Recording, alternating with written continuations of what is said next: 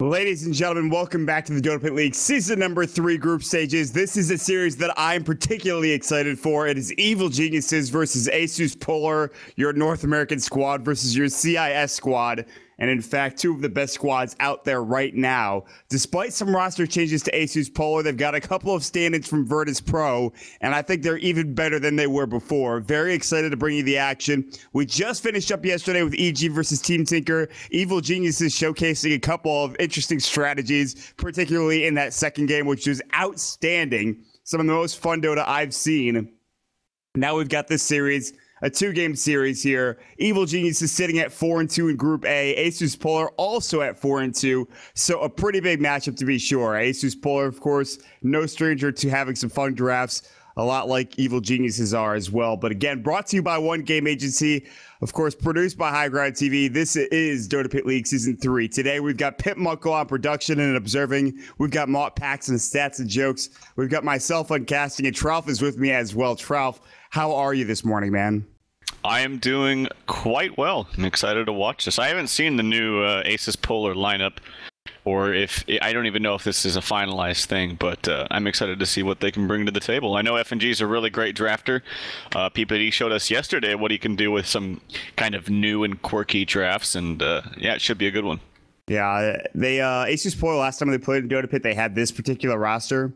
Sudoi had some trouble, but G always seems to find a way with whatever they grab for him in the lane, which is another thing. They have a very wide hero pool for G, and I think that's for just all of them in general. They like to play a lot of different heroes, but Evil Geniuses get started with a hero that I wasn't really anticipating. They go for the Bat Rider. I mean, Universe, you go from Morphling to Bat Rider. It's kind of a weird step up, but I suppose they'll make it work, as it is one of his better heroes to be sure. Yeah, he does really well in lane with Bat Rider. If you watched yesterday, he did not do so well in lane with Morph. I don't think it was all of his fault, but maybe he just wasn't comfortable laning with him. I think he had like 0 CS at 9 minutes or something like that. It was a very, very bad start for him, but it didn't matter in that game because the strat was, once you hit level 7, he's got his free instant cast 4.5-second stun just about. And then it started to come into play. But Bat Rider is a whole different story for him. It's a very good laner. He's very comfortable with Bat Rider. Like, he knows his limitations. He plays his hero a lot. So, comfortable hero for him. Night Stalker picked up here with Sniper for ASUS.Polar. We've seen a lot more support Night Stalker. I've seen them run Night Stalker in the off lane before, but again, this was when Mag was playing on their team, and he's not playing with him any longer. So, I expect it to be a support Night Stalker because that's what we've been seeing more of.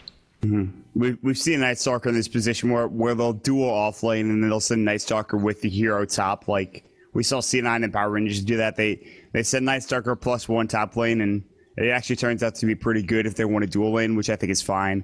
And he's very strong. He has a lot of chunk damage, a lot of nuke damage, especially at nighttime, can really get a slow off. And I said this earlier. A couple of days ago, I didn't even know that Crippling Fear had a mischance, but I mean, night mischance of 50% is not bad, so pretty good ability. And Evil Genius's counter with an Earthshaker, so kind of a comfort start for Evil Genius's. Bat Rider and Earthshaker, two heroes they pick up of like often, almost all the time, I'd say, and two very good heroes in that, right?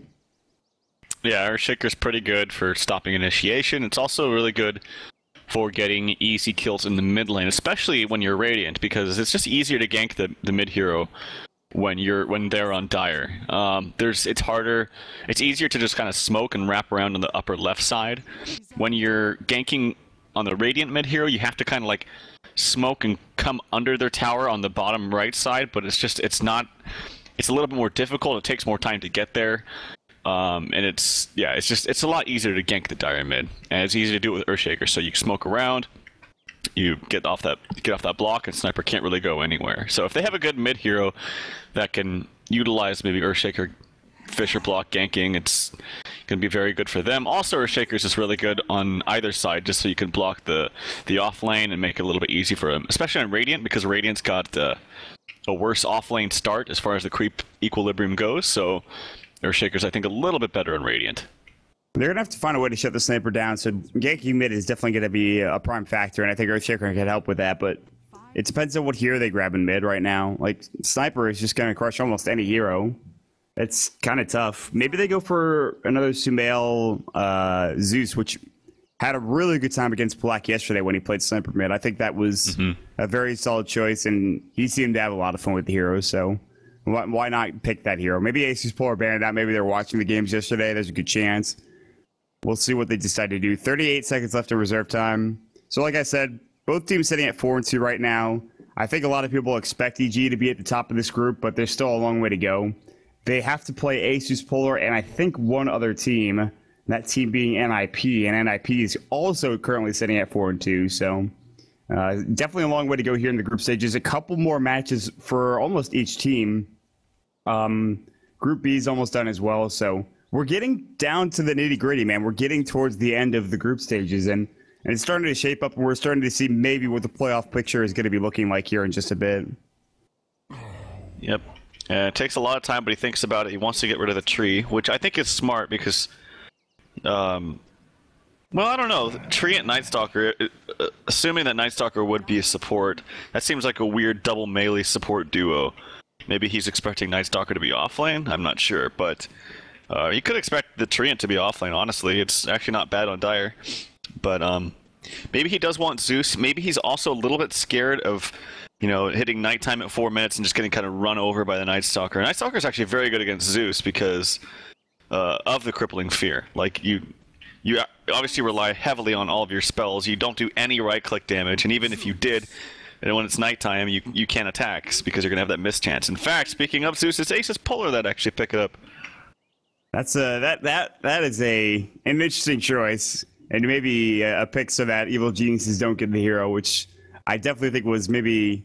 That's an interesting decision because that's probably going to be a support Zeus, which I like, but Night Stalker and Zeus as a support seems kind of interesting to me. Although we've mentioned Night Stalker can go offlane, I suppose Zeus can as well, but I imagine these two are going to be a support duo. Speaking of support duo, Evil Geniuses go for the Skywrath Mage and the Earthshaker.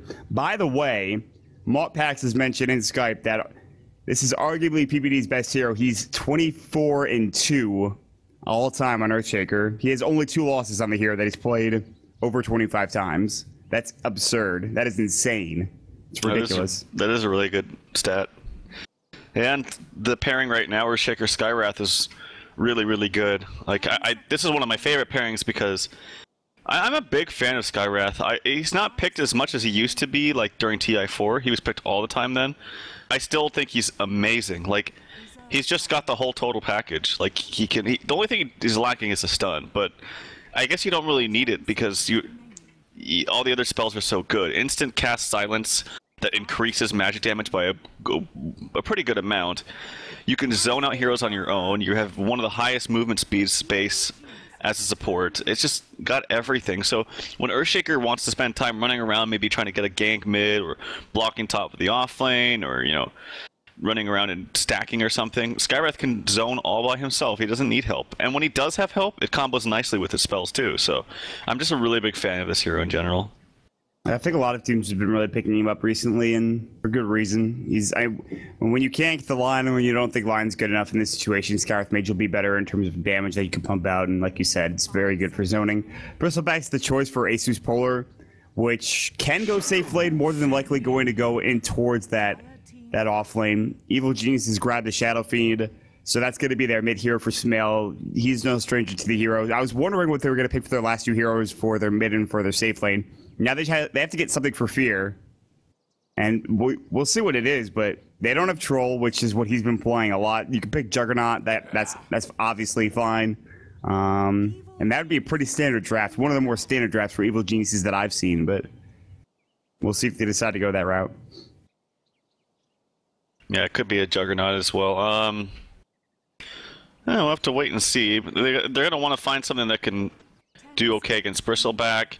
They want to find something that can kind of zone in on the sniper and catch him out. I guess they already have the Bat Rider, which is great. It would be nice to have something else in addition to that. I think ASUS.Polar smartly ban out the Spectre. Look at that. The fact that he has to 5th ban a Spirit Breaker when he already sees Night Stalker, Zeus, Bristleback just tells you what the metagame is like right now. It's crazy the kind of heroes that are being picked up right now. Spirit Breaker once was a pickup that if you picked it, you're insane. And He was not the best, but now turning into like almost a standard pick in the meta. It's not even so much like the Spear Breaker being picked in general. It's like in conjunction with the rest of the heroes that are showing. And it's going to be a Wisp, actually. So they have a little bit of global potential. They can buff up the Bristleback or the Sniper if they want to. I love Wisp with Sniper in late game. It's really scary. Like, just hitting towers from afar with a boosted attack speed damage. And it's actually going to be a Lycan for Fear. So very cookie-cutter standard draft from EG, and kind of more the new-gen stuff coming out from Polar. The interesting thing is that it is going to be a safe lane Bristleback and off-lane Night Stalker for Sidoi. I had thought that this was going to be support Night Stalker, but they're going to send Lil with the support. So it's going to be Effigy, Lil, Illidan, safe lane, G mid, and then Night Stalker off lane.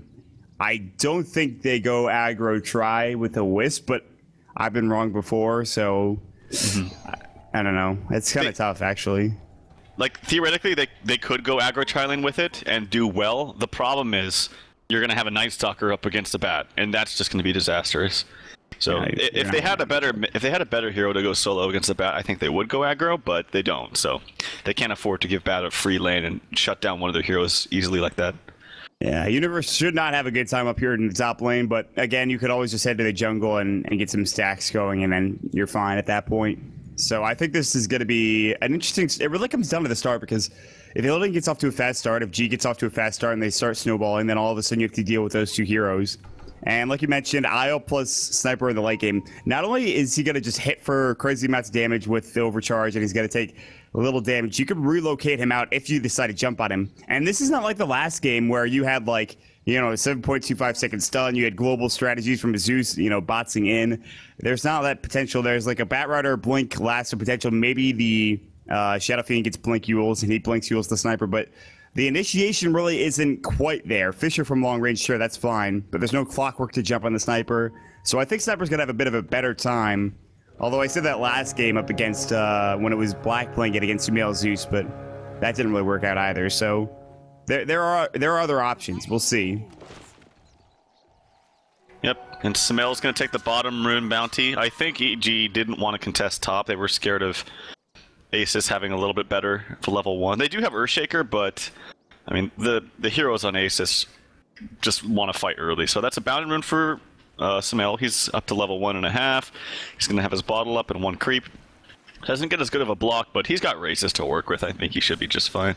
Level 1 raises. Shrapnel goes out already. Sumail's going to take a bit of damage. He'll back up. He does have 2 tangos to use, but yeah, this is going to be interesting. His bottle's going to fly out now, so that's good. No Necromastery stacks. And it is, again, this is what I've been talking about. A lot of the CIS teams have been doing this, where it's the dual lane off lane. They'll send Night Stalker +1, and AUI is already taking a lot of damage from the Arc Lightning and the Void. There's so much spammability in this lane that you have to be so careful as evil geniuses in this lane. Yeah, I imagine it might be rough right now, but if they could pull the lane back, they're actually stacking, but this ward is put here, so it's going to block the stack. That shouldn't be too much of a problem because they can pull through. But once they get the creep equilibrium on their side, then they can just get an easy Fisher block and maybe get a kill. So I don't think this is one of those games right now where you want to roam around on your Earthshaker. You want to have stay bottom, make sure you can secure this lane for Lycan, and then once you maybe get a kill or pressure them out, then you can roam around. But which is kind of hard because, you know, there's potential there for Sniper to do really well against Sumail and mid. But Sumail's got level 3 now. And look at the raise. Look at how much damage those raises do. It's insane. Yeah, G's just like, I don't want to take that damage anymore. Let's just back up. Let's reset the lane for a bit. He's even gonna have to salve up. He's like not gonna go for a bottle or anything. Top lane, it is gonna be Illidan and F. Like, so Universe, I feel like should do okay here. Not getting as much CS as maybe he would like, but again, he can head to the jungle, which Fisher block's gonna go. AUI 2000 and Co are gonna try to get this room, but the Arc Lightning and Void's too much, and that means that Sidoi is gonna be able to grab this bounty rune quickly. So 3 of the 4 heroes, I'm not sure if Lil picked one up. Yeah, 3 of the 4 heroes that were in lane actually bought a stick, which is very important. That's going to be the regen, because there's so much spammability coming out from both these squads. The Hell's going to go. Meanwhile, they're diving onto Universe. Universe, maybe in trouble. No mana for Firefly. That is your first blood for Illidan. Down bottom, they were going on to Sidoi, but he backs up underneath this tower. Turns into a first blood for Illidan in that top lane against Universe. Really smart leveling of both abilities from Illidan and FNG. Normally, you want to go Quill 2 and then keep one in your Bristleback, but he's actually 1-1-1 at level 3. This is something atypical for Bristlebacks. Just because he found his opportunity for a kill onto Batrider. Batrider's Firefly was cooling down, and FNG also put 1 point into overcharge before the Wisp Spirits, because the Spirits don't do much at level 1, whereas you know, being able to have that 40 attack speed, it's a flat 0 to 40 from level 0 to 1, so it's a huge increase, and it definitely makes a difference. And that will give them the kill, and also the CS lead for Illidan as well. And Universe is like, I'm not going back up there, I'm just going to jungle for a while. Maybe get his Tranquils, maybe then he goes back up, but for now he is going to stay at the jungle, try to get to that early Blink Dagger. PPD's coming into lane, looking for a Fisher block, can't find it, Sidori backs up with Lil as well. Maybe not having the best time in this lane anymore. Level 2 for the Night Stalker. What level is Lil at? He's also level 2. Looking at the Evil Geniuses support, Skywrath Mage is level 2, PPD is level 2 as well. So everything's kind of even on the support level, or the support scale. But Fear's still CSing. Mid, we haven't checked out too much. And it is going to be 19 last hits for the Shadow Fiend, 22 Necromastery stacks. He's going to bring out a Wraith Band. He has boots now as well. I think he's Bottle Crowing as well, yeah. So a good start for him. G sitting only at 13 CS. And this is a matchup that we talk about a lot, but I feel like G should be doing better. Uh-oh, nighttime. Oh, that's a double damage room. PVD's got to get out of there. He might be dead. He gets a Fisher off. He gets the block with the Arc Lightning, securing the kill. AUI also in trouble. They need a Lightning Bolt. They'll get the kill on AUI. Maybe not. It's only level 1. AUI juking through the trees, trying to stay alive, and Lil just doesn't have the mana for it. Meanwhile, Sumail in mid gets an easy kill on G. Maybe not so easy as he's taking a lot of damage. He bottles up the Spirits from FNG, not able to secure the kill. Turns into a 1-for-1 across the map. Although that kill for Sumail is so much bigger than the one they got in the jungle on PPD. It really is. I don't know how that really shouldn't happen. Like, Sniper, and I'm not to say that Sniper should win mid. I may have said that before, but what I really mean is, like, Sniper has the potential to get kills on Shadow Fiend mid. We've seen it a lot. They actually tried to do the bottle trick and failed it. Oh no, how's that happen? So now Wisp is gonna have to go and stack jungle and walk back to base. That's actually a lot of time wasted. You can really save a lot of time by doing those little tricks. It does make a difference. But yeah, so Shadow Fiend totally owning mid right now. Already got a kill up over 10 CS onto the Sniper. The level above him, he absolutely is. This is not easy for I usually don't see G get this far behind, but it's happening. He's having a rough time here. Top lane though, Illidan is sitting at a cool 40 CS and has Ancient Stacks to work with later on. Meanwhile, PPD is looking for a potential Fisher. There is this Dire Observer Ward, so they see him 100%. PPD is not going to try to... You're not going to surprise anybody, man. And he'll have to rotate back top and maybe just secure some farm there. So at least some experience, but he has to be careful. And when Sumail's not getting actual denies on creeps, he's still putting in the effort to auto-attack, deny the creeps, so that even if he doesn't get the deny, he knows that G's not going to get the last hit. And that's just as good as a deny, honestly. Sumail walking up top to the room, but he thinks a little bit better of it. I don't know if they pursue him here. I think they're going to, actually. Maybe they do. About to fly. I think Sumail's going to go down. Yeah, the Fisher came out onto G, stopped the assassinate, but Illidan just does too much damage right now with Warpath and the overcharge coming out from the IO. It's so difficult. Meanwhile, Universe in trouble is going to Firefly up to the high ground. He'll still probably try to stack this and take this, and he was doing okay. He's up to 1,300, 1,400 gold, so that's not bad. And he'll probably get a bit more with this Dark Troll Summoner and State of Tormentor going down. In fact, he'll be up to 1,600 gold. Meanwhile, top PPD. Illidan is just going to run up people this game. That's all he's doing. Look at the Quill Spray damage. Look at the right-click damage. PPD now going down. Illidan on a killing spree. Here comes Sumail. Raze is going through FNG. Oh, no. One more right-click. Sumail misses the last Raze. And, of course, the Bristleback going through. Oh, no. And that's another Quill Spray, and it's a double kill from Illidan. EG making some disastrous moves here and losing two big heroes in the process. Well, despite Sumail really owning mid, he kind of messed up badly there. He missed two, which should have been easy raises. Yeah, Yeah, he connected with one of them, but once Illidan knew that already 3 races had been expended, he knew he could just run in there balls to the wall because there were no more races available. So it was a nice decision, split-second decision by Illidan, and unfortunate missed races there from Sumail. Kind of uncharacteristic. Yeah, that was definitely not what I think many thought was going to happen. I thought he was going to get that kill on Io, but FNG actually stays alive. No boots still for him. Almost level 6. That's the big thing. The relocate ganks are coming, and with the Bristleback, that's pretty farmed. That is frightening, in fact. Bristleback does not go for the Vanguard. He will go for the Crimson Guard, perhaps. He has the Buckler. I don't think he's going mech. I'm not sure, though. I think he should be going for the Crimson Guard, and he's getting kind of close to it as well. And maybe this Ancient Stack gets him. This is a very big Ancient Stack. Pops the Buckler.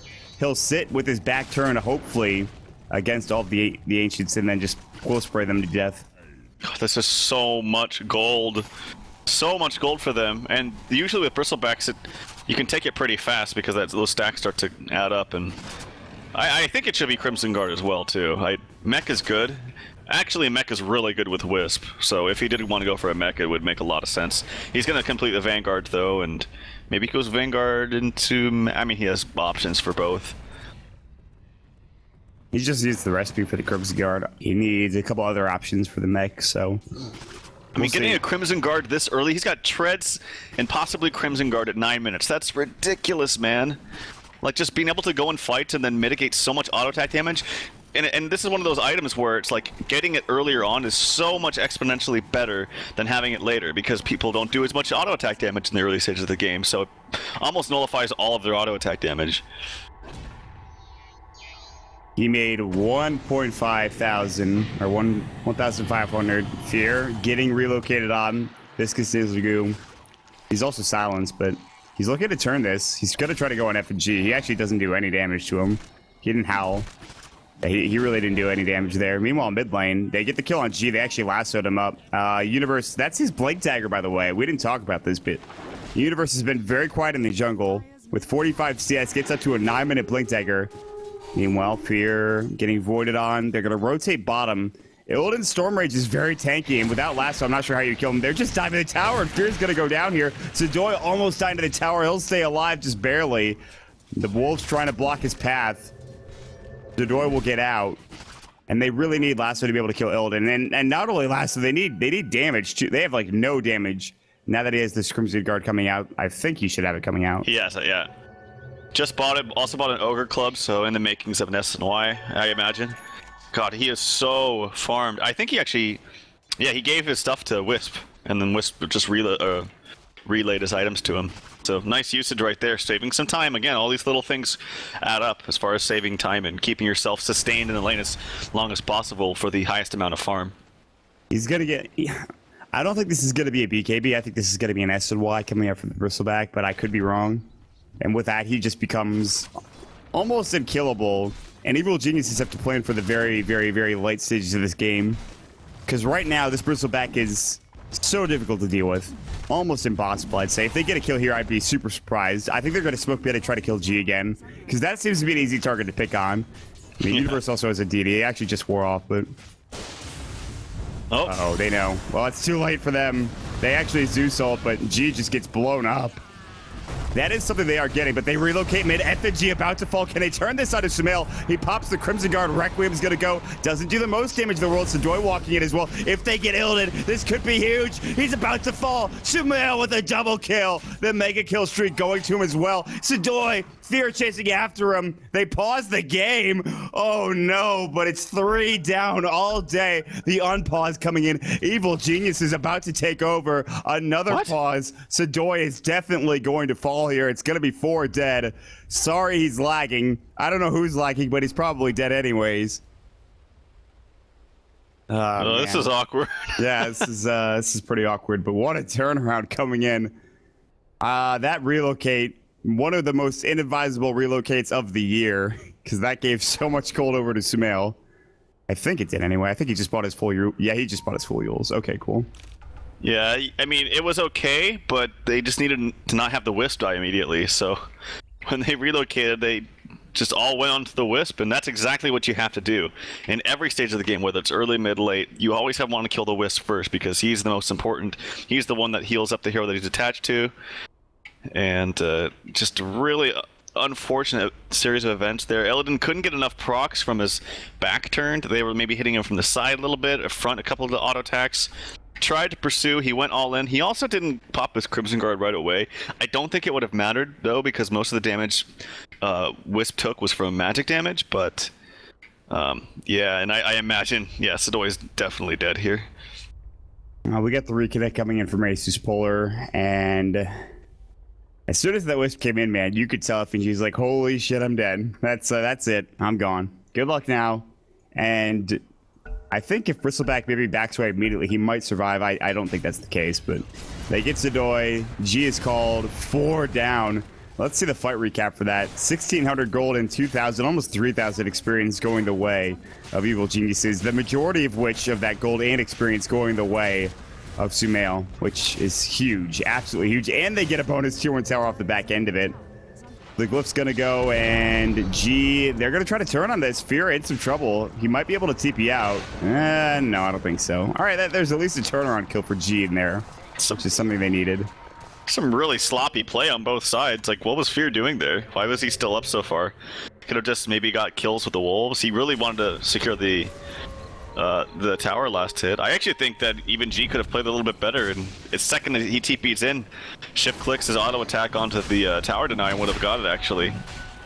But yeah, some kind of sloppy plays on both sides. There's going to be a Roshan attempt now from ASUS.Polar. Wolf will come in and scout it. Will they fight this is the question. We'll see. They don't have ultimate on Lycan.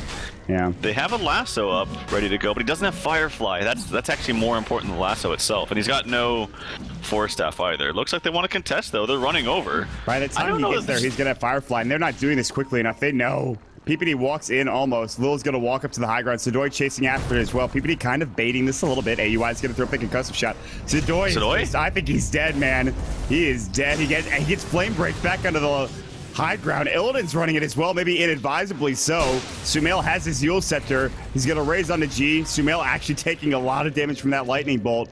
Where the hell is Illidan? He's actually running after Fear. Fear has no ultimate for 10. Oh, they've left Fear out high and dry. I think Fear is dead. Fear is going to fall to the Spirits and the right click of the IO as well as Illidan. And that's a big pickup. Maybe now they finish off Roche. Yeah, because EG have to go back home. That's actually pretty big coming out for ASUS.Polar. Yeah, this is just really weird on both sides, actually. Like, Fear running in there without an ultimate. Sidoi doing... I have no idea what his plan was there.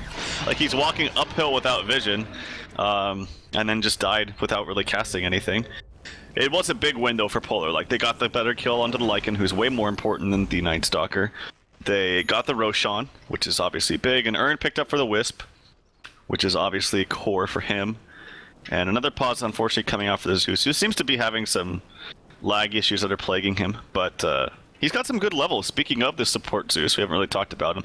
It wasn't really support Zeus, actually. They kind of like shared farm bottom, honestly. And that's what you had to do in that lane anyway. Like, Zeus is probably going to be spamming out the lane anyway, so why not let him get some CS?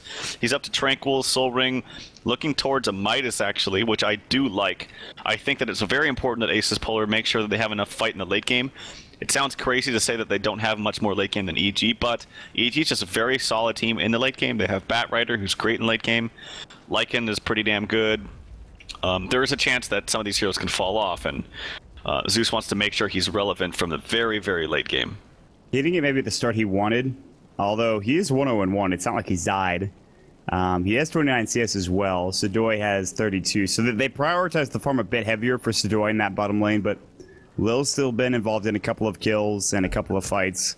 There have been some latency issues, and I think that's it. That's all that it's been, hopefully. It's just been latency issues.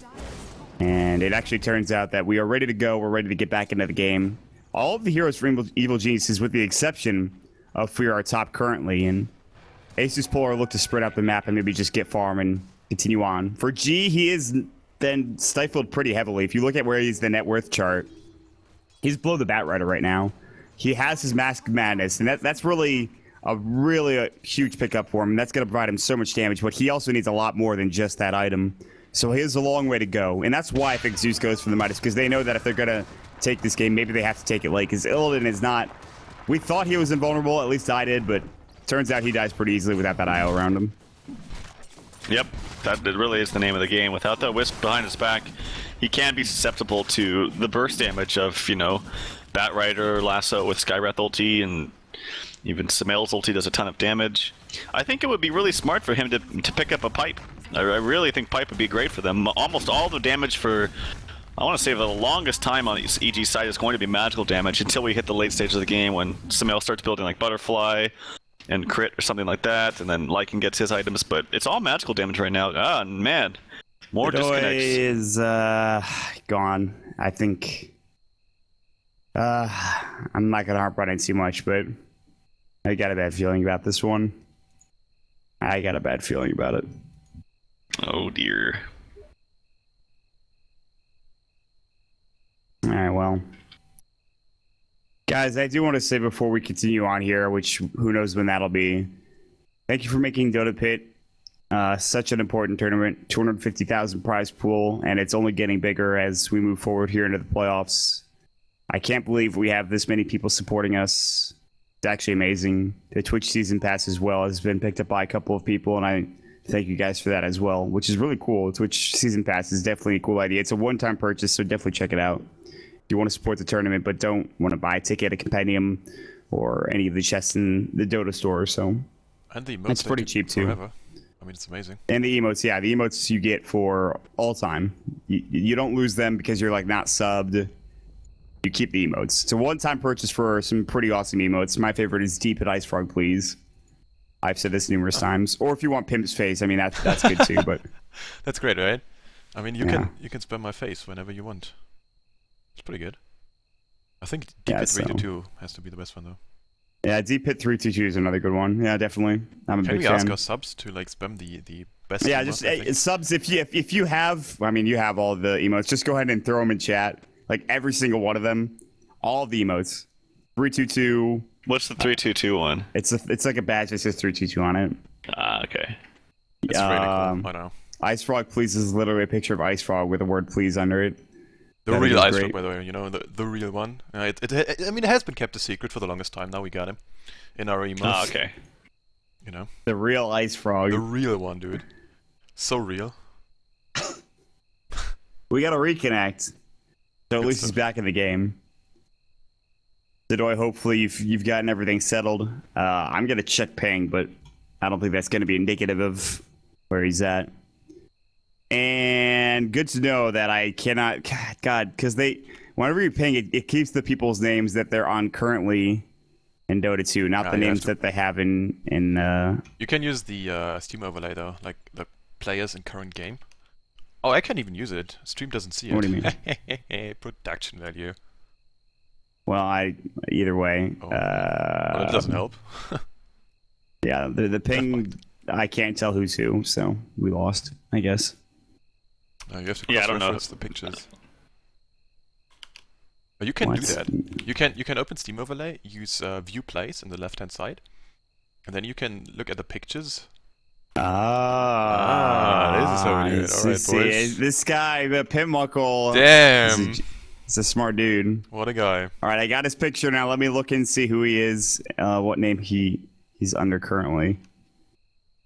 All right, I found him. All right, well, let me ping now real quick. And where is it?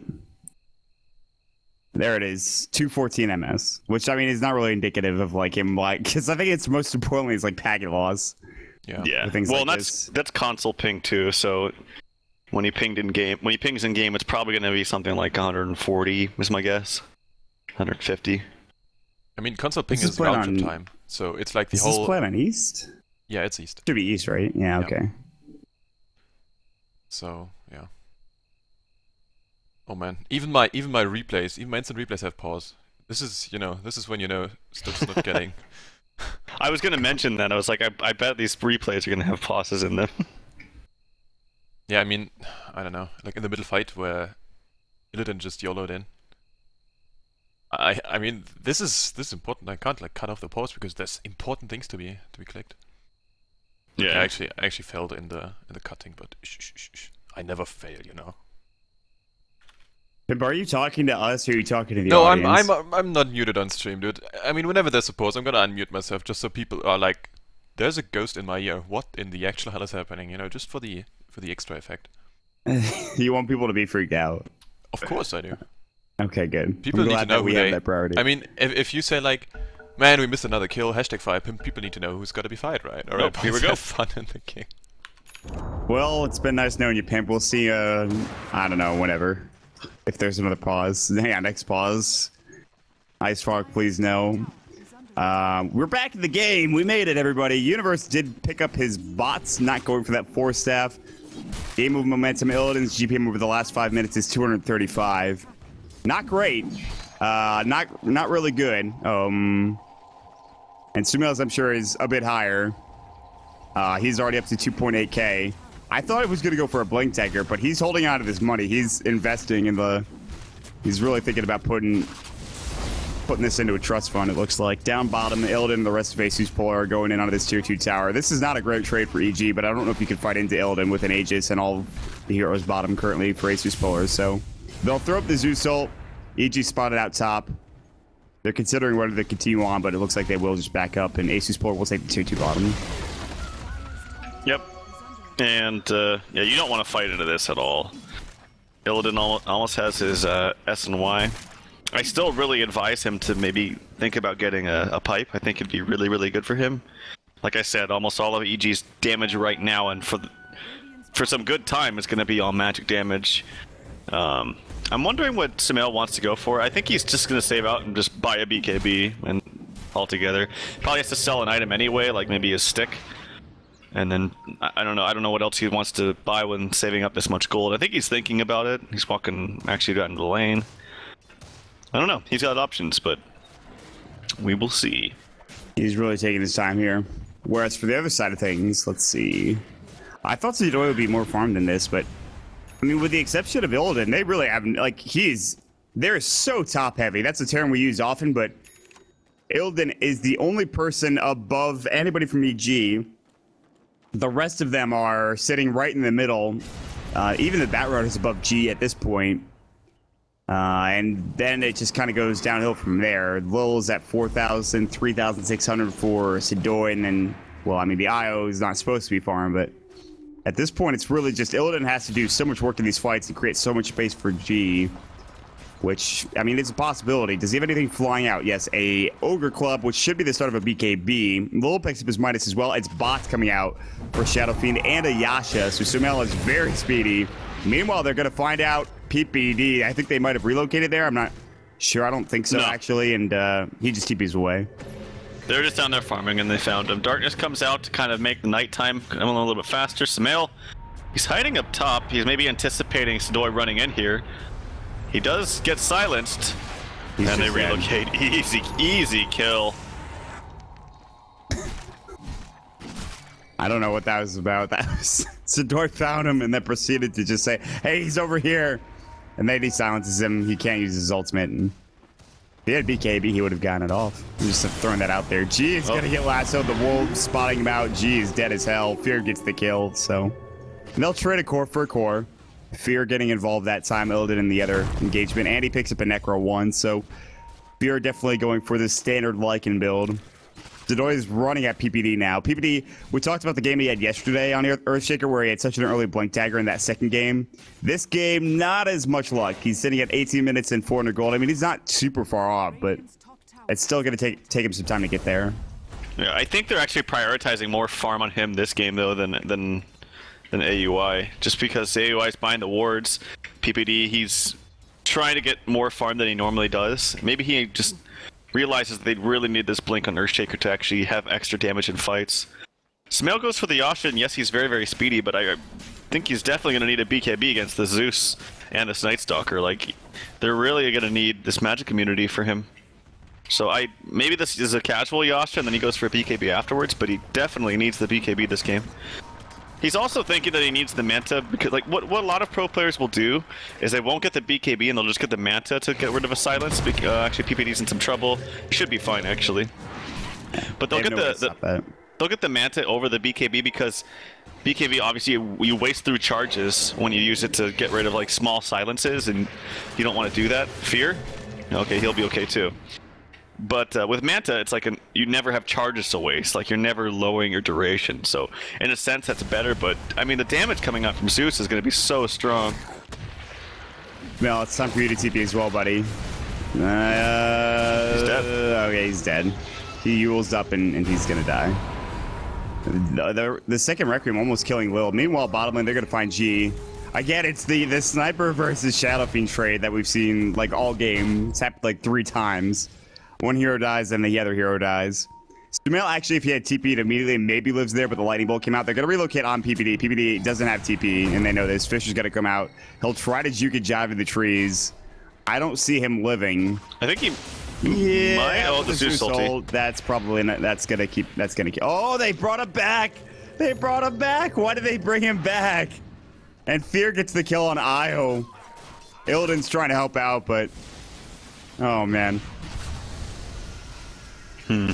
Maybe he wanted to bring him back because he thought he could help him in mid or something, but I mean, it actually would have been close. I think Peter might have still been able to live. I didn't see how many stacks were up on Illidan at the time, but it would have been close.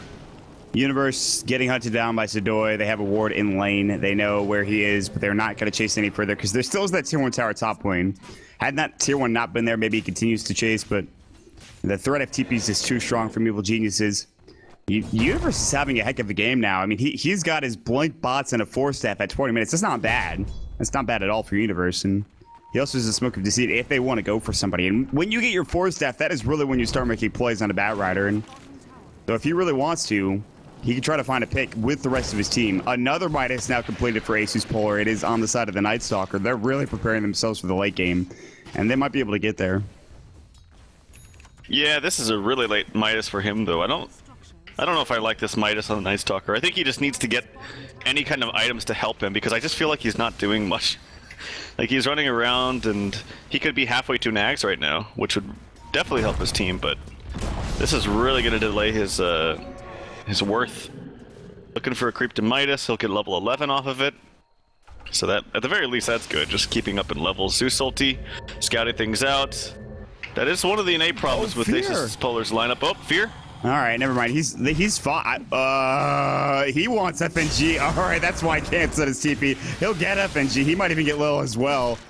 Illidan's trying to go to work. They pop the Crimson Guard. Maybe the Necros finish him off, and then Fear's just going to hightail it out of there. Illidan has a haste rune. He's actually keeping up with Fear for a little bit. Now Fear heads out of there. Sumail gets G on the bottom lane. Lil is stuck in a corner, gets that double kill. Are you kidding me? I thought Fear canceled his TP accidentally, but somehow 4 heroes across the map die. What the hell just happened? ASUS.Polar, what's going on, guys? I don't know. And I actually am forgetting. You'll have to remind me constantly that there's a sniper in the game, because I'm forgetting. I really actually am.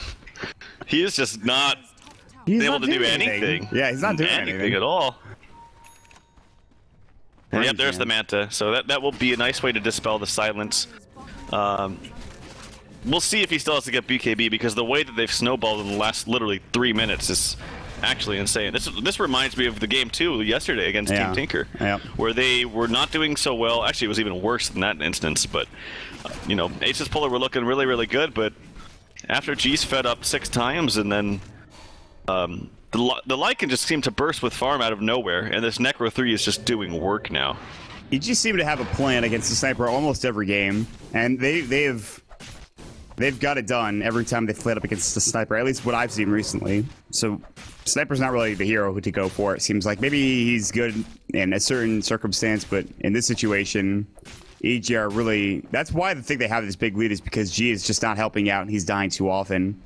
But Illidan has so many items that he has to buy. He has to buy his BKB. Maybe he could still get a pipe for his team, and then a basher so that they actually bash somebody while they're trying to TP out, which has been a big issue for Illidan and the IO as they relocate in or as they find a hero in the jungle. So there's a lot on Illidan's shoulders right now. I don't know why the Wisp doesn't have boots.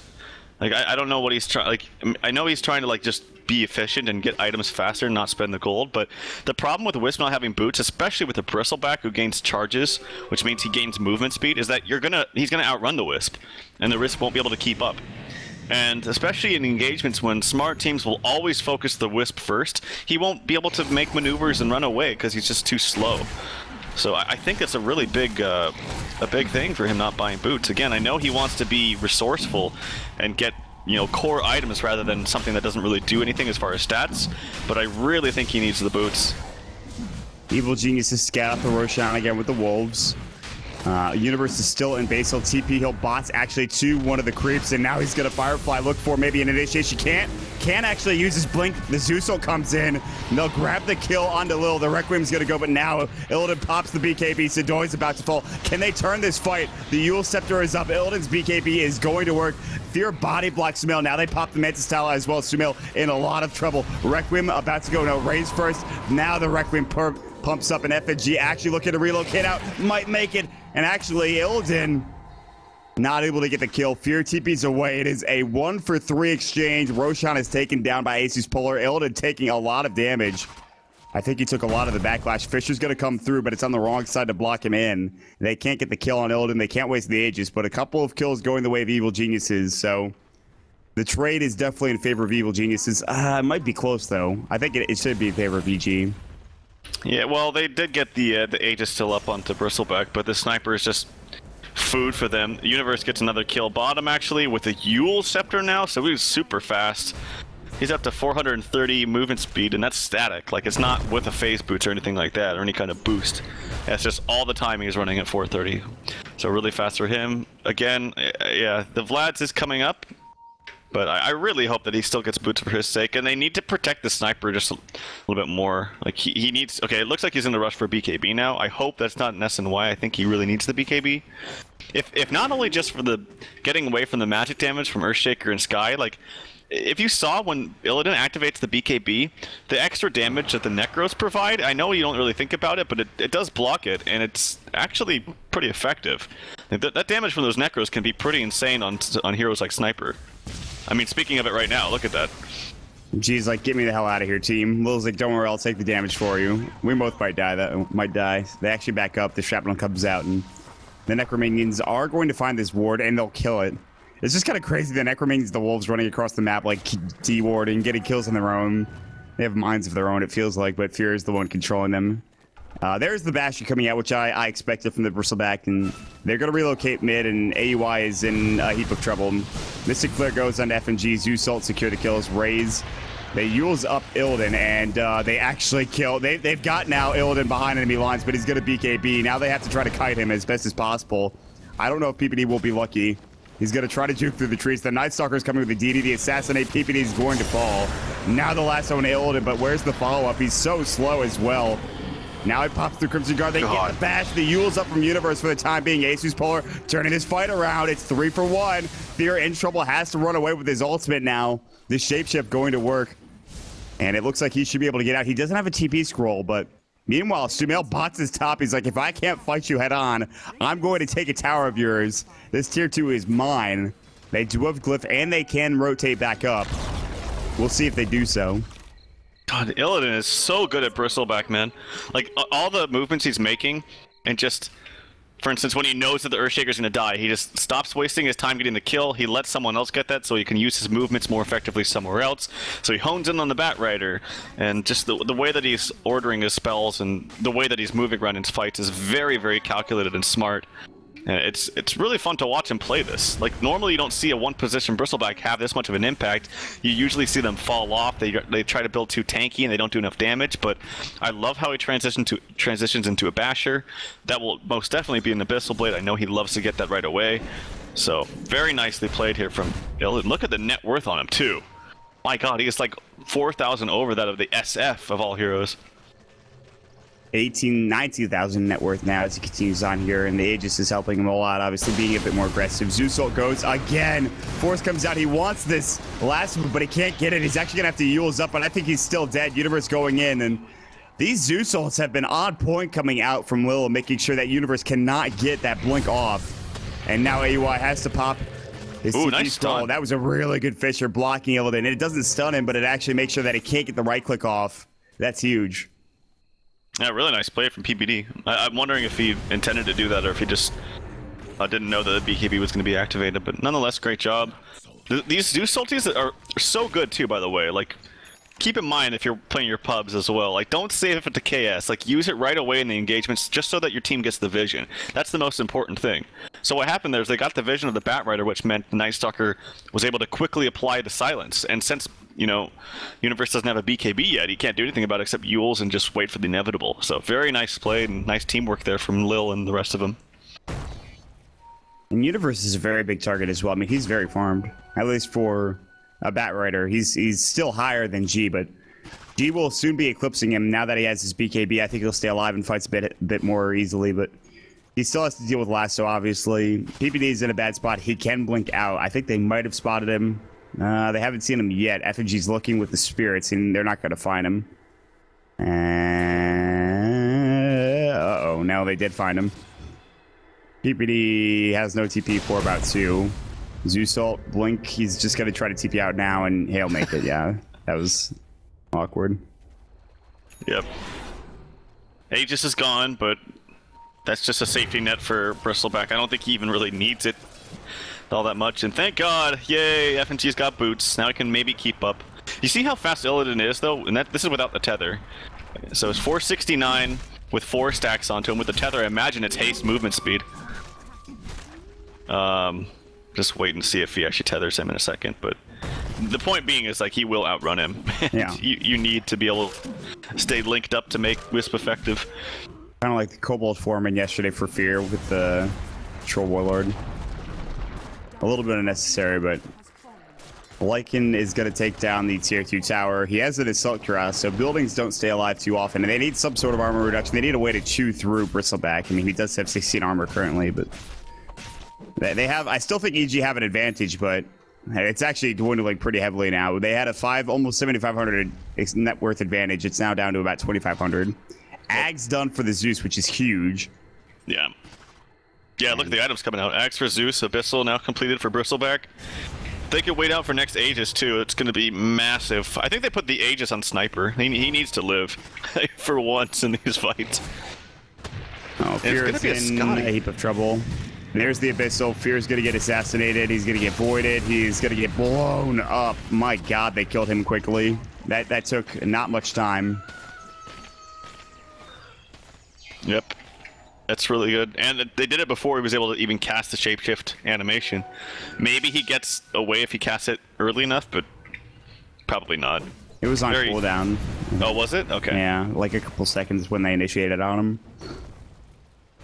So yeah, I don't even... finishes his Scotty, by the way. Now he buys Morbid Mask, which will eventually be turned into a Satanic. I think this is pretty good, this game up against Illidan. They need some way of slowing him down and trying to kite him a bit more effectively, and this is certainly one way to do it. I suppose, but I actually don't even think that the movement slow. It's really gonna slow him down all that much, though. He's already so damn fast, and he can BKB to get rid of it a little bit. I don't know. I just think that I think ET really needs BKBs. I think they need a BKB on their Shadow Fiend. I think they need a BKB on all their cores. The Batrider definitely needs one. Lycan needs one. Batrider's so far away from one, though. He hasn't been farming for like the last 5 minutes. He's died twice. He bought a gem too. He could have maybe bought an Ogre Club, but he bought a gem instead. So they're trying to value getting vision on the map, which I think is fine. They're going to smoke up. They want to take back their own jungle. They know exactly where Illidan is. They know exactly where FNG is. And if they could get a kill on Illidan here, it would be huge. But Illidan is making his way out of the jungle now, and they just clear it too fast. They're going to head back bottom. And I don't see them getting either of these kills. I think both of them get out scot-free. I mean, there is potential to actually kill Illidan just because they have the Batrider. Like, if they catch him out and pull him away from the rest of his team, away from the Wisp, and Wisp tethers on cooldown. Oh, they're gonna find Illidan. That's okay. I mean, that's a fine kill, sure. Bishop comes out, they pick up FNG. It's not the hero they wanted, obviously, but they were really committed to that engagement, and they got it done. The thing is that they could have actually killed the Bristleback, I think, maybe there, because they could have pulled him away from the tether. The tether was on cooldown for like another 5 seconds, so he wouldn't have been able to relocate him out. So, I don't know. They took the easy kill, which is what you should do. Yeah. They're going to mass TP top. No lasso up for about 30. Yeah. Sumail's maybe gonna look for a Yule Scepter. Blink, Force, Zeus ult, Yule's goes. Cheesy's gonna have to pop his BKB probably. Another Yule's comes out. G does have to pop the BKB. Echo Slam's gonna go. They blow up Sidoi. G will try to TP. It looks like he'll make it. Sidoi gets brought down with the Echo Slam though. Meanwhile, Fear, I think they know he's there. Fear is way in the trees right now. They did ping him. Lil's actually, he's got no mana left. Lil's gonna fall, but there's the Abyssal coming up. Fear in some trouble. He's gonna shapeshift away. Illidan's actually out of mana, well, close to it anyway. And he is out of mana. That Necro book, he kills the Necro Warrior, the Backlash, doing a lot of damage there, but a couple of much needed kills for EG to get back on the board. There's the Basher coming out from Lycan. At some point, he might be able to man-fight Illidan if this game goes long enough, but an Assault Cuirass is almost done for the Bristleback as well, so we're in this stage where Illidan is still a dominating force, but if the game goes long enough, who knows who comes out on top. Yeah, I know, that's why I like the Midas on Zeus. And I suppose that the Midas on Nightstalker that I wasn't a fan of initially, I guess it has paid off because the game has progressed for long enough and nothing bad has happened really like detrimental for ASUS, so that's when Midas' will pay off. Force Staff now completed for Aoi, so it gives him a little bit more utility in these fights to get in and get out. Sniper is actually slowly coming back with some good items. Like, he had a terrible time this game, but he's got his BKB, which is the most important thing. Now building towards Daedalus. PPE is getting stunned out, and FNG's going to try to go for a solo kill. He doesn't get it. How many times did that happen this game? Oh, wow. Oh, PPD throws out the dot. Oh, Lil says, no, I don't think so. You're not surviving. Let me empty out my Zeus ult real quick, and they're gonna take Roshan as well, which is the biggest thing. DD on Illidan, he's hitting for about 700 damage right now. We'll see you later, Roche. It's been a good time. And they get the Immortality, the Aegis for G, and then the cheese is picked up by FNG. Okay. That's pretty good. Perfect stuff. That dire advantage, though, it's very strong here this game. And now you have another Aegis on a hero. I mean, you don't, yeah, because at this point, Illidan's like almost 6 slotted. He should have enough for an Assault Cuirass soon. And Lil picks up a Ghost Scepter because he knows that right click is. Uh-oh. Gee, you just got that Aegis, buddy. They're going to relocate up. They're going to try to fight this. G will lose his Aegis. Sumail going to pop up, and he throws up the huge Requiem, but actually gets blown up by Illidan. Yules is up. Lil's in some trouble. Fear actually going to run away. Sumail's going to go down. Turns into a 1-for-1. And I mean, they get the Aegis, but still. I actually think that's okay for EG. They used the relocate. The Wisp died 1-for-1. They popped the Aegis on the sniper. I'm okay with that trade. I think that Illidan actually could have played that just a little bit better. Sumail used the Manta and had the BKB already active, so it was very... And he started using the Requiem, so it was very obvious which one was the real one. But he didn't use the Abyssal Blade during the Requiem. I think he would have actually been able to save the Wisp had he done that and stopped that channel. But used it afterwards, which obviously was still fine, but Wisp didn't want to pop the cheese, so... G picks up a Daedalus, by the way, which... Okay, that's something. That is something. It's not often you see, you know, Treads, Mom, BKB, Yasha, and a Daedalus. That is not the general build that I expect to see out of snipers, but whatever works, I suppose, with this situation. Whatever to get back into the game. He's finally eclipsed the Bat Rider in terms of net worth, who he hasn't lost the gem yet, and he's getting closer to a BKB. Yeah. But I actually think this game is a lot on Universe right now. I think it's really a lot on him. It's a lot to ask for. If they want to actually win the game, yes, it will be on Universe, because I don't know how they... Oh, relocate coming on to Fear. Yeah, he gets silenced, bashed up instantly. He is dead. That's a huge kill. And the Assault Cuirass flies out as well while that's happening. Sidoi is the one to pick up the kill, but I don't know how they saw him there. I think maybe Nightsucker was in the... Yeah, okay, so Nightsucker Ags in the vicinity. That will do the trick 9 times out of 10. Yeah, it's really good. Like I was saying, the problem is if you actually want to win the game, it has to be on Universe because... Oh, I missed that one. They were behind enemy lines and they 3-hit Owie. they 3-hit boy. him. But I don't know how you push high ground against Zeus and Sniper with the Wisp by his side. It's very, very difficult. I actually really love G's items this game. I think they're perfect. I think he had a really rough early and mid game, which is somewhat to be expected against a Bat Rider and a Lycan, but he's recovered, and I really like his item build. They're going to buy back on Fear. In the meantime, Sumail's putting a lot of pressure on the tier 3 in the top lane, or bottom lane, rather. Top lane is getting pressured by ASUS.Polar. There's the Firefly. They know Universe is nearby. Again, the Zeus ult is not available, actually, for 20 seconds, so they could have lassoed. They will TP back home. They actually are going to lose a tier 3 tower, it looks like. 19, yep, there it is. And that's somehow a better trade for EG than it is ASUS.Polar. But ASUS.Polar is still sticking around sort of here in this top lane. They'll back away together, though, and they'll make it out. Yeah, that's really good for EG. And they're taking permanent damage on their range racks from this wagon. That's fine. Like, you do not want to leave yourself exposed like that against a Lycan. Like, Lycan can take your base in a matter of seconds. And look at the wards, yeah, being pinged out. Look at that. That's ridiculous. That's some Batrider hate. Or they really wanted to make sure they had vision of the Bat, I think. Well, it doesn't matter. They still get the lasso off. The Zeus ult comes a bit too late. Sidoi is dead. That is a gem on the deck. PPD will pick it up and he'll deposit that back home. So even if they lose the Batrider gem, they have an extra one to help out later on down the line.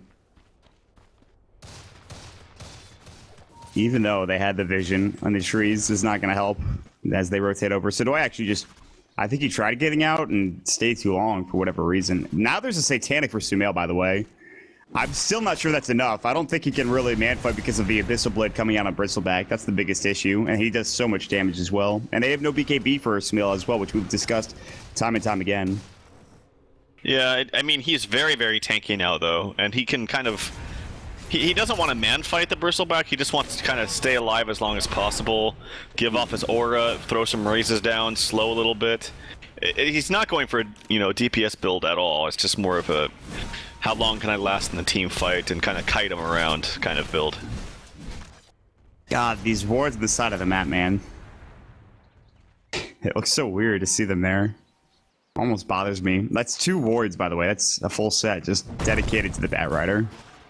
Yeah, and if they don't even push right now, it's kind of useless, unfortunately. So hopefully they're able to push out lanes again. Just because they got stalled and now their bottom racks are exposed, I think that they probably need to wait for another Roshan, actually. Wait for another Aegis with a sniper. The 4th Rosh, I think? I think so, yes. Tough to keep track. There's so many this game. They've been taking it like every 10 minutes or however long it takes for it to get up. It depends, obviously, but they've done that since like the 15-minute mark, I think. And I thought for sure that Illidan wasn't going to be as big of a factor, but Universe is going to try to TP. I think he tried to TP, but the mini-stun from the Assassinate canceled it. Now he is on the run. His Force is on cooldown. His Blink is on cooldown. They have Night Stalker vision. Universe is 100% dead in this situation. He'll use for the time being. They'll strap him on top of him. Blink's going to get canceled. The gem, by the way. Which Night Stalker is like, I'll take that back. They still have another one in the base, but Universe just gets caught out there. Really good Assassinate, stopping the TP coming out from G, so. Yeah, great Assassinate, and PBD's putting up another ward. That's bots purchased now by the Bristleback. He's sending them out. Still has buyback, I think.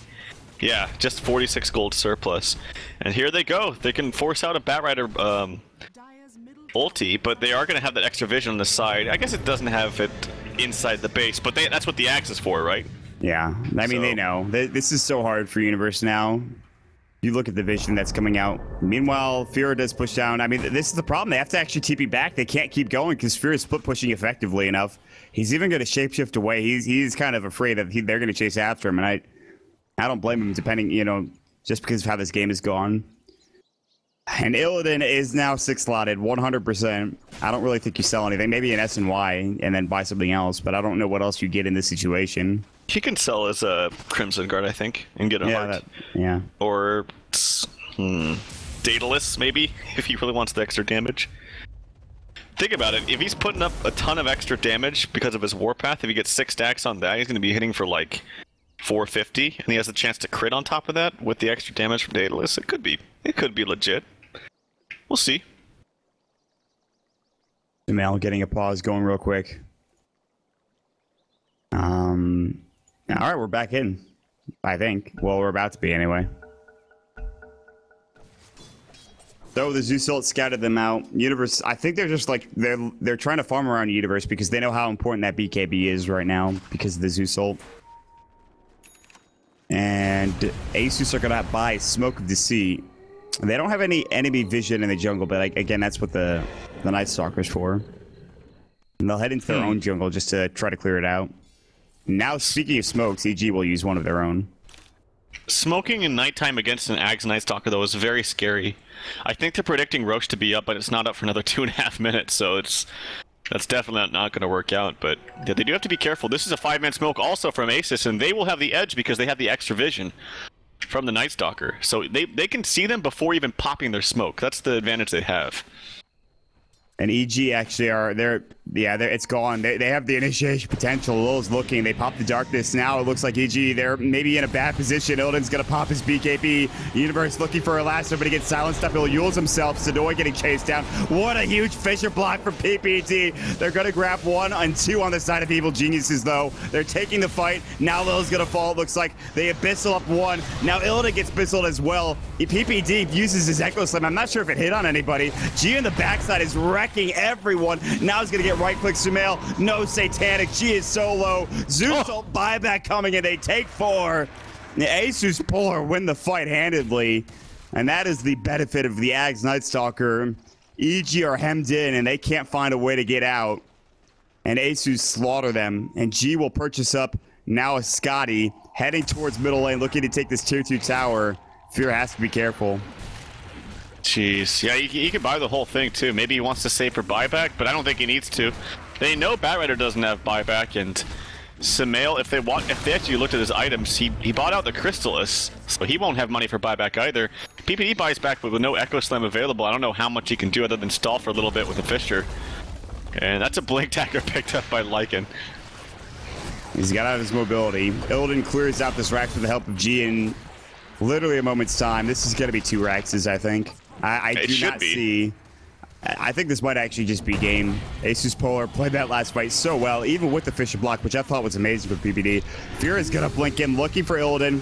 G pops his BKB. Now the Abyssal Blade coming out. Fear trying to do it all on his own right now. He gets Abyssal. Fear still not taking that much damage. Illidan trying to go to work. Mystic Flare. G avoids it. Backstepping nicely. Now there's going to be the last one to Illidan Stormrage. Can they get this kill? It would be huge. He's deep in the base. PPD Fishers and making sure G can't go any further. Fear blinks out of range because he doesn't have a shapeshift. He can't go toe-to-toe. They don't have Sumail. Now the middle Rax exposed. Sumail is up in 1 second, but goodbye Rax mid. They'll use the glyph, it looks like. The range Rax is gone. And ASUS don't want it back. Fisher comes out. Sumail's going to try to man fight. Satanic still available. The Scotty, the Echo Slam coming in. G about to fall, and will they get the Yules off? That'll be up on the Bristleback, but Illidan has already done so much work. He's so fast as well. Now the Yules is going to come out. The Flame Break actually misses. Illidan still in trouble. Looks like he will fall. The bash comes out. They get the double kill for Sumail. All right, well. There is 3-2-2 all over the place, by the way. Okay, Wisp just didn't tether there. Like, he just didn't click it. He had the opportunity to. It's not like he got stunned or anything. Maybe he got stunned by the fish? No, I don't think he did. I think he just didn't click it. They're gonna have to buy back on these heroes, for sure, which they want to. Like, they have 3 racks down. They can defend this. Also, Wisp, when he tethered the sniper before the ES ulti, he didn't use the overcharge, so he didn't block, or he didn't reduce the damage at all.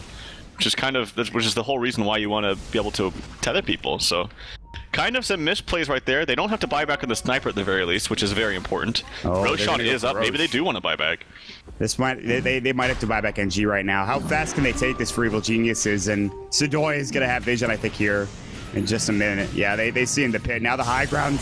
Universe finds the lasso. Or are they going to be able to get Sadoy here? He's going to take a lot of damage. He's going to fall. Now the Universe picks up Cheese. His BKB should be completed. Or he might just save for buyback, which is still 100 or a minute and 42 seconds away. Drop the Yule Scepter for somebody. I'm not sure whose Yules that was. I believe it was Sumail, who's now going for Chrysalis.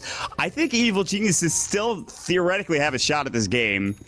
It's going to be difficult, though. I mean, they just got Aegis Cheese. They definitely have a shot now. And they just finished BKB on Universe, which is the most important item in this game for EG. They really need that Batrider to have the immunity, spell immunity. They're going to smoke. They don't have Sumail, but he has bots. He can bots in on a Necro Summons if they need to. And ASUS are going to go together. If they pick off Illidan, that could be it, because he doesn't have buyback. I mean, G, he can, I think, defend high ground. He has buyback as well, but They back off. They know they're smartly. spotting them. Yeah, they know. killed a wolf. Fisher, Illidan, Universe trying to jump in, but he can't get the lasso off. Oh, and he goes down. And he has no buyback in Sumail now. He might have to turn and fight. He's going to get forced onto the low ground. He gets Abyssal up. He can turn the Satanic on. He's going to have to. But he's not really getting any regen. Now he does. They're going to relocate G up, but only up to the high ground. The Mystic Flare. G in trouble. He has buyback. Sumail in trouble. That's just the Aegis, mind you. Buyback from G. They're going to try to go on Sumail. He has no Satanic. He's going to try to wreck when he gets silenced up. He's going to Yules himself into the air. But I think he's dead. Sumail, does he have buyback? No, he needed 360 gold to have that buyback, and all of a sudden it looks like maybe that was the fight to end the game, and ASUS.Polar taking it beautifully, making sure G buys back. They fight under the shadow of the tier 3 tower. They got a bit too greedy there for Evil Geniuses, and ASUS.Polar looks like they should take this one. It was a nice attempt from Aoi. He was holding on to Sumail's Yules and then transferred it to him after the Aegis expired. There seems to be this... The supports and some of the players in EG not on the same page. Like, that's the second time where I've seen 4-staffs from their teammates actually hurt them way more than help them. The first one we saw actually right around this mid lane is you saw Fear initiate in the mid lane onto the sniper, and then PPD forced the sniper away from Fear, and it actually saved him initially. That was the first one, and then the second one, you saw Sumail turn around, and then the 4-staff from Aoi pushed him forward towards the team. Towards the enemy team, so they seem to not be on the same page and on the same wavelength, and it's actually been kind of detrimental, these 4-staffs. But big fight won there by ASUS. They do have the buyback expended from Sniper, but I think he's okay with that. They got a Rax down. If they can hold out for these next buybacks to come up, you got 3.5 minutes on Illidan, a ton of time on the Sniper. There's still a chance here for EG, actually. Like, they get a pick off on one of these heroes that don't have buyback. That's huge. It's going to be difficult. They have a short window of time, I think. These buybacks are going to be up pretty soon for Illidan. It's up at 3 minutes. I guess not super soon, but... also, 5 minutes for the Sniper because he just bought back. Sumail needs just to farm a bit more to have buyback of his own. He has 388 gold away. But all they need to do is take this bottom Rax, and I don't think you could fight into Megas if you're Evil Geniuses, even with a Lycan and everything they have. They've done a very good job of pushing out the waves, though, but... They really need Sumail to get buyback, though. That's, I think, the biggest thing. As long as they can get these spells off from Lil ASAP before the fight happens, because he does so much damage. He now has Refresher with the Ags onto the support Zeus, so... And he doesn't have buyback, so he's going to really make sure he really keeps his distance from this Batrider and casts... If he can cast his ultimate, like, right before the Batrider lassos, which means if you're Universe, you almost want to BKB way before you go in with the lasso. You do not want to take the chance of getting... You know, your blink stop before you get that lasso off. They're actually pushing them into their base. ASUS.Polar, they don't want to commit anything too heavily right now. If they go too far out of their base, they get caught out one hero. That could be all that EG needs to just swing things around. Instead, Sumail's going to have to deal with, I think, maybe the top lane, or at least somebody will. Sumail now, 200 gold off of buyback. He's getting closer and closer, but he's still not quite there yet. And with maybe this top lane, you should get enough farm to get there. I don't know why a Night Stalker ulted right there, because the night goes in multiples of 4, so it'd be 52 minutes. So it's already going to be nighttime, and I understand why you want to ult during fights, because it reduces their vision. But I mean, they're not fighting right now, so kind of a weird time to ulti. He's going to go towards well, he has a smorgasbord here, Sage and the plate mail. So I think the halberd idea is very, very good for him, but he wants to save for buyback, which is the smarter route. That roast respawn is, let's see, so 30 seconds, minute and a half. It's a long one. Yeah, it's pretty long. It's pretty long. So, at this point, 2 racks down doesn't mean anything if the throne is still alive. And ASUS.Polar know that. I think they Zeus ulted, they Darkness because they thought that EG were right outside their base. They were almost correct, but EG did back up. By the way, EG have found an Observer Ward placed in their base that apparently ASUS.Polar have no idea about, despite the fact that they have a Ags ult from Night Stalker and a gem on the same hero. So maybe somehow, he'll spot it now? 2 Observer Wards... No, they don't, because he's not in range with the True Sight. Alright, maybe not. He was close, though. They have that a ward Zeus, should too. be dead, man. That sucks. Late game troubles. Each year now 40 and 21 and 6.83, but 3 and 4 after 50 minutes. That's interesting. You think of EG when they were TI4 and looking really good. They were monsters in the late game, so that's an interesting stat. Yeah, TI4, the metagame of the 17-minute victory that won TI4. Yeah, maybe late game wasn't such an issue there, actually. No, I don't think so. That freaking metagame is so dumb. I don't know. It was a fun event, but I really wish the games were a bit better. But I think it goes in cycles. If you look at TI1, some epic games there. TI2, it's pretty not close between IG and Navi. TI3, arguably the best series in Dota 2 history. And then followed up by TI4. TI4 is not great at all either. So maybe TI5, well, one of the greats. Okay. We'll see. Great as an entertainment value for maybe viewers, but I think still every single year the teams get so much better. Well, right, so, yeah. I still, even though the games might not be fun to watch, I still can appreciate and have fun, seeing how well they play. That might not be true for every viewer, but I think it's still fun for me. I mean, for the casual viewer, no, definitely not. I think people just enjoy close games. People can understand big plays. They can understand teams eclipsing where they were maybe a year ago, as we've seen so often, but in terms of just like great games of Dota 2 history, it's not one of them. I don't think TI4, you look at it and you're like, yeah, it's a pretty good Dota series. No, not really. Don't get me wrong, like TI3 Grand Finals was the most epic event I think in esports history. Like I don't know what comes close to that, honestly. It was so epic. You know what LD said to me after TI3, right after that event, right after the Grand Finals?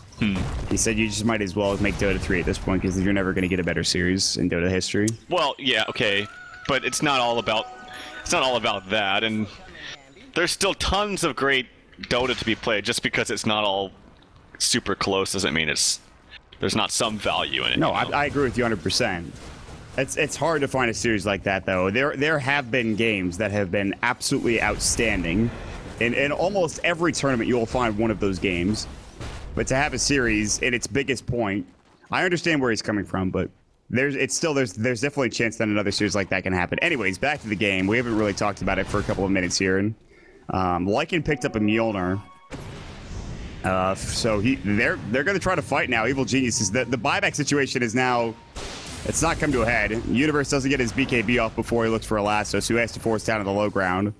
But Zeus is down, although he has a refresher, so no big deal.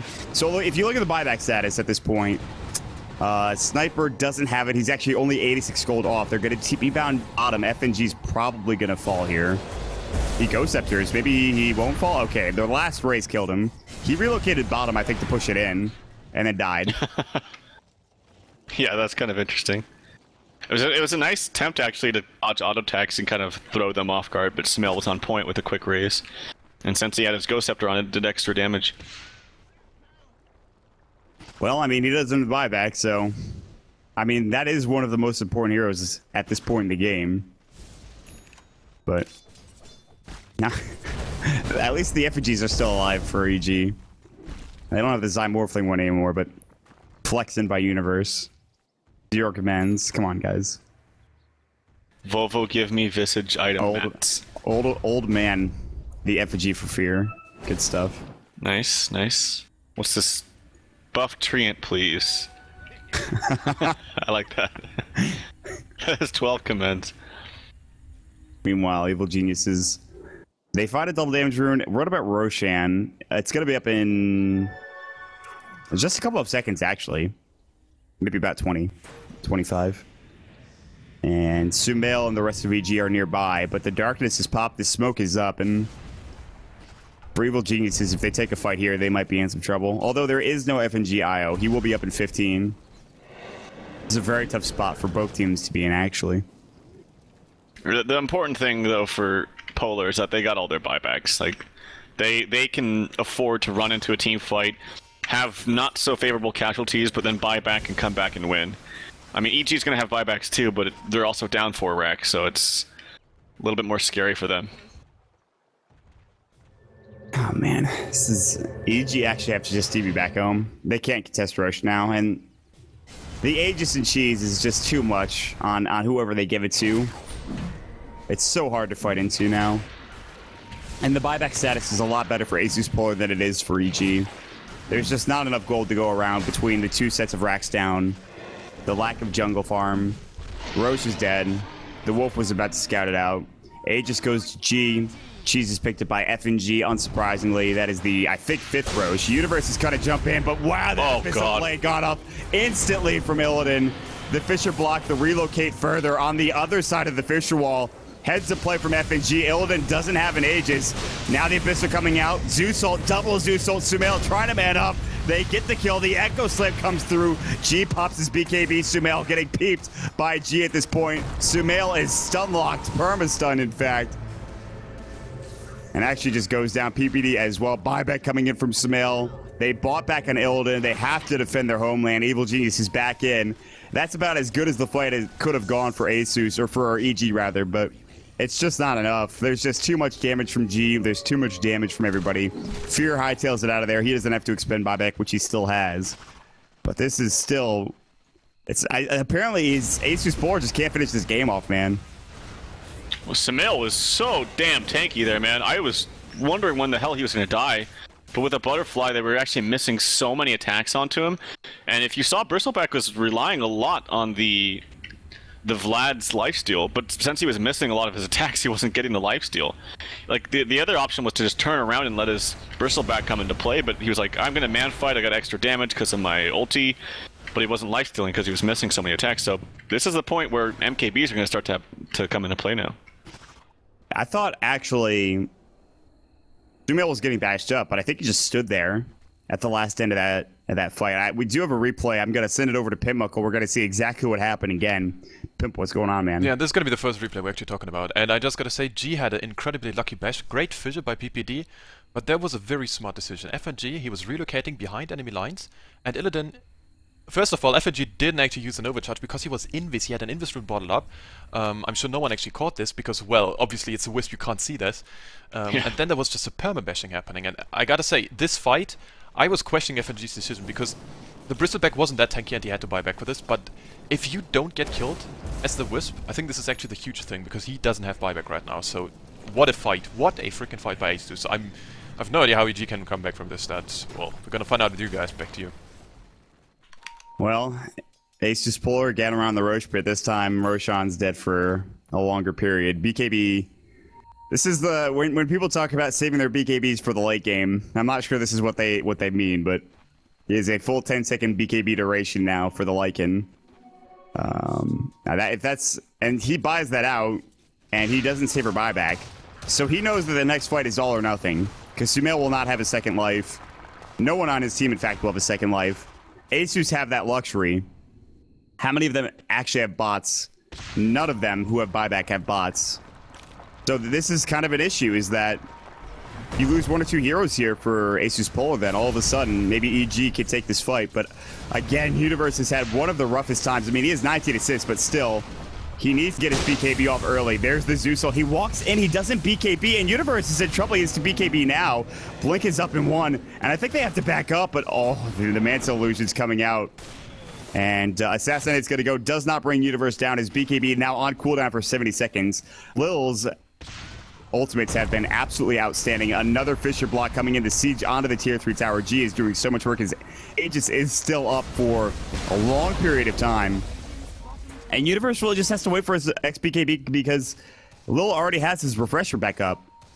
Yeah. They really cannot let this... And they're going to get the last off on a G. The Aegis is up and ready to go. Can they bring him down in time? They relocate him out. Illidan already takes down the Batrider. G. Now his Aegis is gone. The disarm onto Sumail. Fear going to work with the Ghost Scepters. Too much. FNG. He's trying to find a target. Fear's going to go into Sadoy. G in some trouble. G actually about to fall. He will go down. They defend the racks. PPD jumping back in on Lil. Fear pops up the Mjolnir static shield. 3 down for ASUS.Polar. They've got to hightail it out of there. Universe looking for more. Fear blinks up to the high ground. Another force. Universe has blink up in 1. Can they chase down Illidan? Do they want to chase him down? It looks like no. They just want to defend. The tier 4 tower getting assaulted. They get permanent damage on the ranged racks. But EG, hold on. 63 minutes into the game, Sumail. And we're not done yet. Sumail actually going to TP out. Just makes it out in time. Oh, that could have been bad if he got voided up. There is an MKB purchased in full from Sniper. This is going to be massive. And there's a nice relocate from FNG. But they're holding this. The damage output from Lycan's insane. He also sold his boots, by the way, so he's just got the blink as far as mobility. And then obviously his ulti when it's up, so he doesn't really need boots at this stage of the game. Bad thing is the racks are exposed. They didn't have to use a buyback on Sniper or the bristleback. Obviously he doesn't have it for another 2 minutes, but that's important. So he can waste or use some time there. And yeah, I wonder what you get now if you're Sumail. Like at this stage of the game, do you sell something and maybe go all in for a rapier, some extra damage, MKB? I don't know, but I honestly think that disarm does a lot of work. So maybe BKB. And you can't match. There it is. Oh, just kidding. I guess I'm wrong. I guess he goes for rapier. All right, this is it. Glyph's gonna go, but if they're not careful, this tower is going to fall, and maybe more than that. They have buyback on the Sniper, but with 6 seconds, they don't want to use it. And they might even engage beforehand. Rax is gone. Middle Rax just falls instantaneously. They'll head top, no Glyph. Can they get 2 Raxes? But it doesn't matter. If they all die on the side of EG, then I think that's game. Sumail has to be very careful right now. This is a tough fight. The Fish are onto G. They'll get the tier 3 tower, and now it's time to back for Evil Geniuses. And can they get out cleanly is the question. It looks like they will be able to. what a game this will be if he just managed to clinch this one. I mean, they should not really win against this the Sniper Zeus combo with him having double ulti. They have relocate to save people. But the Rapier may be the X factor here for Sumail as he's hitting now for just about 700 damage. Again, the problem, the disarm. That's going to be a big issue. Could be, yeah. There's no Lincoln Sphere to put on him. You know, there's no BKB. The Manta doesn't get rid of it, which he sold, by the way. So, and he doesn't have Yules either, which I think he also sold that. I don't think anyone else has the Yules that he picked up. I'm pretty sure he sold it. And none of the Courier either. So, it's tough. But at the same time, you have to pump out that damage, and, well, best way to do that is Rapier Daedalus. And I guess the Butterfly as well. It's a lot of damage. A lot of damage. Yeah, but probably more, too, when you factor in, like, the negative armor from AC as well. So, you can also buff him up just in general by putting the Mjolnir on him. They have Force Staff to help him out. Although, I gotta say the Force Staffs have kind of been hurting more this game, but we'll see. They've taken some considerable damage on their tier 4 towers as well. That's not to be forgotten about. They have almost all these extra little buildings taken out, which does make a difference in late stages of the game because it means the creeps get there faster to the more important towers like these tier 4s. I think at this point, you need, if you're ASUS.Polar, you need to keep bottom pushed in. If it's not, and you try to take a fight mid or top, and then say Fear TP's up there, he's going to take a full set of racks and maybe just the game. They have everything they need, though. Like, outside of an Aegis and a Cheese on the side of Polar, they have buybacks on both their Sniper and their Bristleback. Sniper can also buy back and buy bots as well, if he wants to. Which, if it comes down to it, he certainly will want to. They have Relocate. They just... Okay, they're actually they're going into push. Are EG going to try to go for the throne here? They're all kind of marching up mid. Can they go for the throne? I mean, if we're talking about pushing faster and base race potential, I think everyone try to go for it. They got to be careful though. All right, here we go, Polar. They have a glyph. ASUS.Polar do not have a glyph. No, they're gonna come back to defend. They're gonna pop the glyph now. And Fear's not coming. Fear's going for the throne. Fear is gonna run. They're gonna try to cancel some TPs if possible. Universe is ready to go. They're gonna look for an Echo Slam. They're gonna fight this. Fear is still inside the enemy base. They blow up Universe, and they get Sumail as well. They need a TP back. They got a TP back, though. Fear is already at the tier 4 tower. They relocate a couple heroes home. Fear actually gets Ethereal Bladed. Fear is about to fall. Stays alive, almost getting FNG. They will get FNG, but they have bots. They can sell them. Rapier's on the deck. Buyback from Fear. Sumail has it as well. Who picked up the Rapier? Was it Illidan? I think it might have been. No, it's has it. PPD has it. Actually, PPD can crit for so hard, or hit for so hard. 1,000 damage almost. Yeah, oh my God. He does need Daedalus. He's going to get an enchant totem, and somebody's going to get smacked in the face, and they're going to get their head blown off or something. I don't know. Dude, he's got 4,300. He could buy the crit. Daedalus. Does he have buyback? All right, he's buyback, so maybe that's another thing. He sold something. No. He just sold something. He just sold something. All right, BKB. Okay, well. Boo. Boo! This game's amazing. No, well, to be fair, as we're talking about how the disarm is really good, if he can't hit, if he can't attack, then it doesn't really matter. What a tryhard. What a tryhard indeed. All right, I think this is their one shot. Like, they can't... I don't think they can wait for the creeps to constantly come back because... Oh, no, they're already mega creeps. Okay. Like, sometimes when you get mega creeps, you have that little bit of grace period where they haven't turned into mega creeps just yet. But no, they're already mega creeps. What are they going to do here? Are they just going to run at them? Illidan's like, I'm out of here. Peace out. Yeah, and Samil's like, I wish I had my rapier back. They got bots on... PPD, you're the rapier, buddy. He's defending with the rapier. He has bots, though. You're right. I think this is all in time for EG. Got to go all in here. You've got to go, but there's so many buybacks. Fear actually is just dead. Oh, no. Is that game now? I think that might be game. Samil's dead, too. Yep. That's got to be it. You had to try something for Evil Geniuses. PPD TP's in only to die. Universe is going to come in last, and yeah, that is GG. As exciting as it was, a bit of an anticlimactic finish, and Illidan and the rest of ASUS squad, they had to try a little bit harder there, but they do get the kill, they do get the win. What a start to this 2-game series, 70-minute game. I don't know what else to say, man. We probably couldn't ask for a better first game. It was a lot of fun to watch. It was actually really... I mean, it was very fun, but it was really sloppy in the first half of that game. It started to pick up in crispness, like, if that's a word, in the latter stages of the game, but it was pretty sloppy in the beginning. There were kills and deaths that didn't need to happen at all. Just maybe players just kind of tired or something, I don't know, but... yeah, I liked the rapier pick from Samael. Kept it fresh and fun towards the end. And I think hats off, though, to ASUS.Polar, because it's very easy for teams in those situations to kind of crumble under pressure and get kind of, excited that they're going to get mega creeps and not worry, not think about, the bigger picture and defending. How many times have we seen, for instance, like Cloud9, where they just didn't defend or they weren't ready to defend from split push and they just lose when they should have won completely? We've seen it so many times, so I still have to compliment ASUS for doing what seems to be the obvious, but in the heat of the moment, there's a lot of other things you're thinking about. So, and also the last engagement, it was very, very smart for them to make sure that EG did not get in the base. They needed to initiate on them right away before they even started to have any kind of pushing.